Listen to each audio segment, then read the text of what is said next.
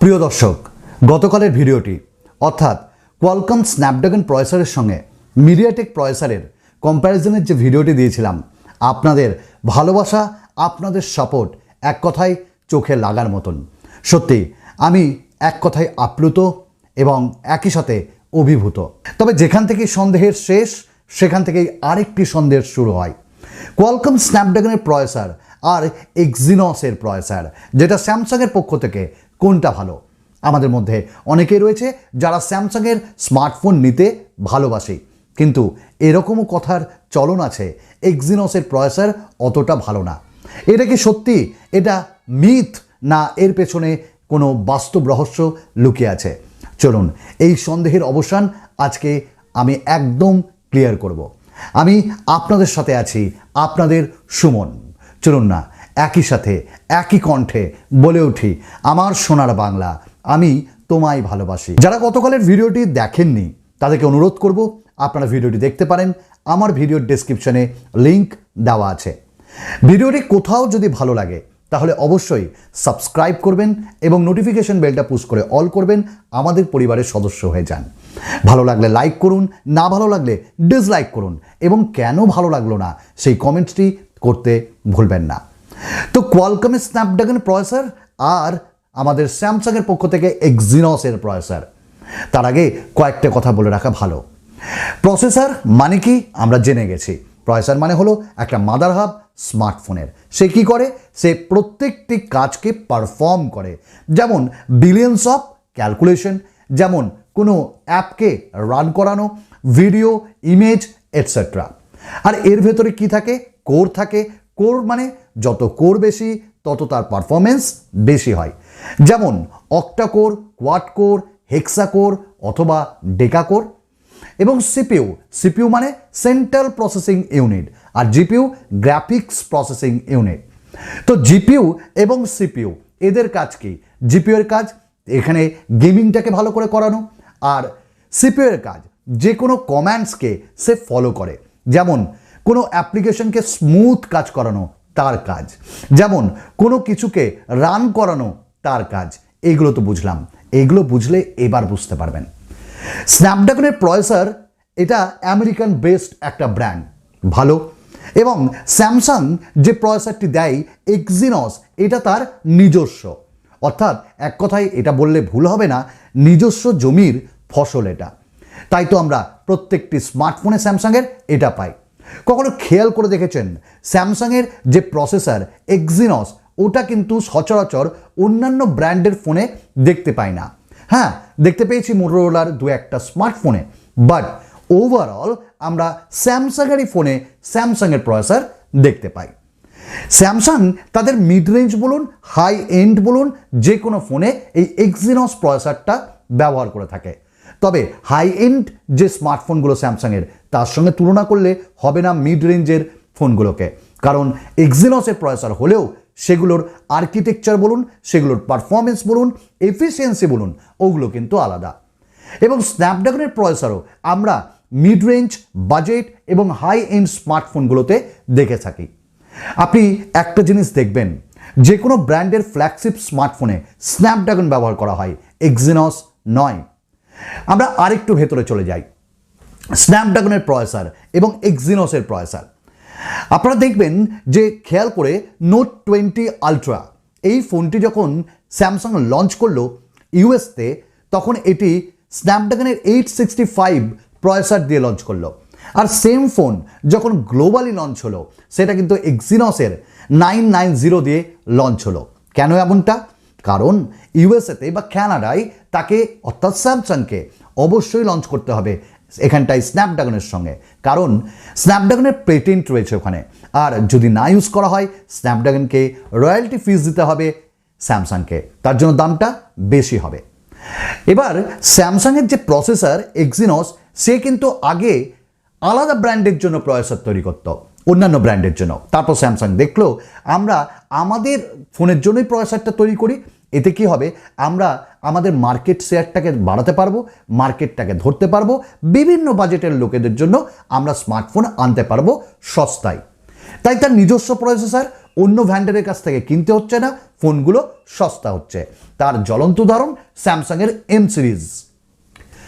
এইবার আমাদের স্ন্যাপড্রাগনের প্রসেসর আর এক্সাইনোসের প্রসেসর, যেটা সব থেকে চালু, এক্সাইনোস 9611। এটা আপনি এম সিরিজের M31 বলুন, M31S বলুন, এ সিরিজের A50s, A30s, আপনি যে কোনো স্মার্টফোনে দেখুন তারা এই প্রসেসরটি ব্যবহার করে। সস্তা পড়ে নিজের জমির। এবার এই প্রসেসরটির সঙ্গে কোন প্রসেসরটি কোয়ালকম স্ন্যাপড্রাগনের ম্যাচ খায়? এক কথায় 665ও খায়, অথবা স্ন্যাপড্রাগনের 712 এটাও খায়। চলুন না এই দুটোর মধ্যে পারফরমেন্সের তুলনা করলেই আমরা বুঝে যাব। এই দুটি ফোনের প্রসেসরই যে আর্কিটেকচার, যে ফেব্রিকেশন বা সাইজ, সব কিন্তু একই।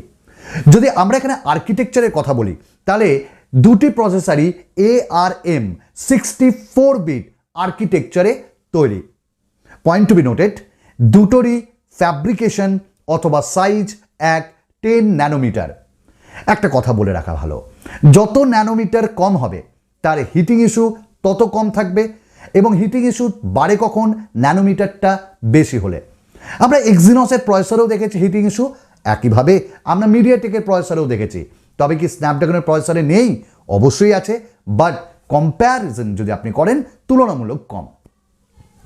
আমরা যদি এবার একটা প্রসেসরের মধ্যে দেখি, একদম প্রথমেই বলেছিলাম কোর্স, নিশ্চয়ই মনে আছে, কোর্স প্রত্যেকটি প্রসেসরে থাকে। এক্সিনস এবং স্ন্যাপড্রাগনের 712, 9611 দুটি অক্টা কোর প্রসেসর, অর্থাৎ তার মধ্যে 8টা কোর আছে। এবার স্ন্যাপড্রাগন কেন ভালো? তার কম্পোনেন্টস, তার টেকনোলজি, তার ডেভিয়েশন একটু আলাদা, যা অন্যান্যদের থেকে তাকে একটু আলাদা করে দেয়। আমাদের 9611-এ 4টে আর 4টে করে 2টো করে ভাগ করা হলো। 4টে কোর, ওটা এফিসিয়েন্সি কোর, আপনি বলতে পারেন গেমিংয়ের জন্য, পারফরমেন্সের জন্য, যেখানে কোটেক্স A73 ইউজ করা হলো, যেটা কিনা ক্লক 2.3 গিগাহার্টসে। আর 4টে কোরকে এনার্জি এফিসিয়েন্সি কোর হিসাবে ব্যবহার করা হলো, যেটা কিনা 1.7 গিগাহার্টসে ক্লক, কোটেক্স A53। আশা করি মাথায় রাখলেন। এবার স্ন্যাপড্রাগনে চলে আসি। 712, এখানে 4টে কোর করা হলো না, এখানে 6টা কোর আর 2টো কোর। 2টো কোর রাখা হলো পারফরমেন্সের জন্য, হাই এফিসিয়েন্সির জন্য। Cortex A75, clock speed 2.3 gigahertz. আর আরেকটি যেটা 6টা কোর, এটা এনার্জি এফিসিয়েন্সি কোর, এটা কোটেক্স A55, 1.3 গিগাহার্টসে ক্লক। আপনাদের মনে প্রশ্ন আসতেই পারে, দুটোই তো ক্লক স্পিড 1, তাহলে স্ন্যাপড্রাগনের কেন ভালো? একবার লক্ষ্য করবেন, কোটেক্স A53 স্ন্যাপড্রাগনে নেই, A55 রয়েছে। কোটেক্স A75 রয়েছে স্ন্যাপড্রাগনে, আর 9611-এ A73 আর A53। ব্যাপারটা একটু সহজ হচ্ছে আমার মনে হয়। আবার আমাদের আরেকটা জায়গায় যাই, জিপিইউ। ওই যে বলেছিলাম যে গ্রাফিক্স প্রসেসিং ইউনিট, যার যত ভালো হবে তার তত পারফরমেন্স ভালো। আমরা মিডিয়াটেকের ক্ষেত্রে গতকাল বলেছিলাম যে তাদের নিজস্ব কোনো জিপিইউ নেই, তারা থার্ড পার্টি ভ্যান্ডার থেকে ওটা নেয়। মালির এখানটায় জিপিইউ, স্যামসাংও তাই করে। মালি G72 MP3 এই প্রসেসরটাই রয়েছে। স্যামসাংয়ের নিজস্ব এটা না, এটা মালির কাছ থেকে, মানে থার্ড পার্টির কাছ থেকে এটা নিচ্ছে। কিন্তু স্ন্যাপড্রাগন তা করছে না। স্ন্যাপড্রাগনের ভেতরে নিজস্ব ইনবিল্ট, এবং তারা দিচ্ছে অ্যাড্রিনো 612 বা অ্যাড্রিনো 616। তবে এখানটায় রয়েছে অ্যাড্রিনো 616। অ্যাড্রিনোর জিপিইউ যে ফার বেটার, এটা আমাদের বলার অপেক্ষা রাখে না। তবে কি ল্যাগ করে না? করে। তবে কি এখানটায় আপনারা মানে যেটা ফ্রিজিনেস, সেটা কি হয় না? হয়, তবে তুলনামূলকভাবে কম। আমরা দেখেছি স্যামসাংয়ের যে Exynos 9611 প্রসেসরগুলো, সেগুলোতে হিটিং ইস্যু থাকে, অ্যাপ কম্প্যাটিবিলিটি ইস্যু থাকে, অ্যাপ ক্র্যাশ করে, ইউআই ল্যাগ দেখতে পাই, এবং তার সাথে গেমিং পারফরমেন্স প্রথমের দিকে 15 মিনিট ভালো হওয়ার পর হিটিং ইস্যুর জন্য সেটা ফ্রিজ হতে লাগে, ফ্রেম ড্রপস হয়। আমরা এবার চলে আসি যে এক্সিনসের থেকে এবার স্ন্যাপড্রাগনে তার গেমিং পারফরমেন্স ভালো, তার যে প্রসেসিং ইউনিট সেটা ভালো, তার এনার্জি এফিসিয়েন্সি ভালো, এবং তার যে অপটিমাইজেশন, এক কথায় ভালো। এবার যেটা না বললে না, ক্যামেরা। আমরা প্রত্যেকে ক্যামেরা ব্যবহার করি, এই ক্যামেরা সেটআপ সবারই এক, কিন্তু ক্যামেরার অপটিমাইজেশন বা ক্যামেরা কতটা ভালোভাবে কাজ করছে ওটা তো সেন্সার। এখন সনির যে সেন্সার ওটা কিন্তু স্ন্যাপড্রাগনের সঙ্গে প্রসেসিং ইউনিট বলি আমরা, বা ইমেজ প্রসেসিং ওটা ভালো হয় স্ন্যাপড্রাগনের প্রসেসরে। এবং তার জ্বলন্ত উদাহরণ স্যামসাং গ্যালাক্সি M51-এ বেটার পিকচার পায় M31s এর থেকে, কিন্তু দুটোতেই 64 মেগাপিক্সেল, দুটোতেই সনি IMX682 সেন্সার। আমরা দুটোর মধ্যে আরেকটা জিনিস লক্ষ্য যদি করি, স্ন্যাপড্রাগনে বেশ কিছু জিনিস বেশি দেওয়া থাকে যেটা আমরা এক্সিনসের প্রসেসরে পাই না। যেমন number 1 image processor, 2 media processor, digital signal processor, radio module এবং ওয়াইফাই মডিউলের মতন কম্পোনেন্টসগুলো স্ন্যাপড্রাগনের প্রসেসরে থাকে, যেটা কিনা এক্সিনসে থাকে না। আবার যদি আমরা ডাউনলোড স্পিড এবং আপলোড স্পিডটা দেখি, এখানেও আলাদা। আমরা স্ন্যাপড্রাগনের প্রসেসরে যদি ডাউনলোড স্পিড দেখি 100 Mbps এর কাছাকাছি ডাউনলোডিং স্পিড, 150 Mbps তার আপলোডিং স্পিড। আর এক্সিনসে 600 Mbps download speed, 100 Mbps uploading speed. কেন? কারণ স্ন্যাপড্রাগনের প্রসেসরে X15 যে LT মোডেম ওটা ব্যবহার করা হয়, যেটা কিনা আমরা এক্সিনসের প্রসেসরে পাই না। দুটোতেই UFS 2.1 স্টোরেজ টাইপ দেখি, দুটোতেই LPDDR4X র্যাম টাইপ, দুটোরই র্যাম ভ্যারিয়েন্ট ট্যাগ, কিন্তু at the end of the day performance স্ন্যাপড্রাগনের ভালো, সে অপটিমাইজড এবং সে ডেভেলপড। আরেকটা কথা, স্ন্যাপড্রাগনের প্রসেসর এবং এক্সিনসের প্রসেসর দুটোতেই আপনারা দেখবেন 4K ভিডিও রেকর্ডিং করতে পারবেন, AIS থাকে আপ টু 64 মেগাপিক্সেল, 32 মেগাপিক্সেল, এইগুলোকে ইউজ করতে পারবেন। কিন্তু ওই যে বললাম একটা প্রসেসিং ইউনিট থাকে, ইমেজ প্রসেসিং ইউনিট। স্ন্যাপড্রাগনের 712 থেকে 855 বা তার উপরের যে প্রসেসর, তার ইমেজ কোয়ালিটি কিন্তু আরও ভালো হয় সেম সেন্সার হওয়া থাকা সত্ত্বেও। আশা করি আপনাদের কিছুটা কোয়ারিজ তো আমি এখানে সলভ করতে পারলাম। Now it's up to you.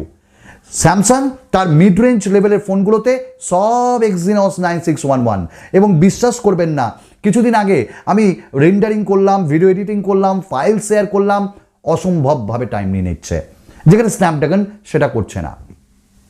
আবার একইভাবে যে নেভিক সাপোর্ট, যে জিপিএসের সাপোর্ট, ওটা আমরা স্ন্যাপড্রাগনে বেশি ভালো পাই। অ্যাপ ক্র্যাশ করে না অতটা স্ন্যাপড্রাগনের প্রসেসরে। আমরা দেখি যে ক্যামেরা টু এপিআই এক্সিনসে তো এখানটা এনেবল থাকে, কিন্তু ফুললি এনেবল থাকে না।